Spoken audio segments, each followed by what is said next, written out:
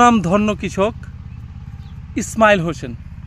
ইসমাইল ভাই, আপনি রসুন বুনেছেন, তো এখন এই রসুনের পরিচর্যা এবং পেঁপে গাছের কিভাবে পরিচর্যা আমাদের দর্শকরা নিবে?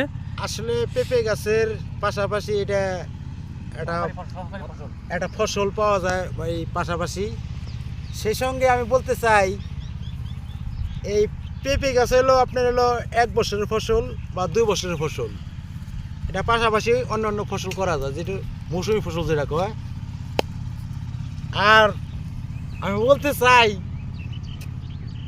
রসুন খেতে হলো মেন হলো আপনার সার, আর হলো মেন হলো ঢাকনা হলো জঙ্গল এবং এই যেটা বলে খের, এগুলা দিতে হয়। এটা দিলে কি রসুনের জন্য ভালো হয়? এটা মাটিটা ঠান্ডা থাকে এবং উৎপাদনটা ভালো হয়।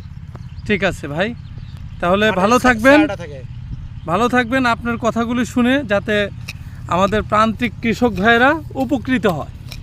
আসসালামু আলাইকুম। ওয়ালাইকুম আসসালাম।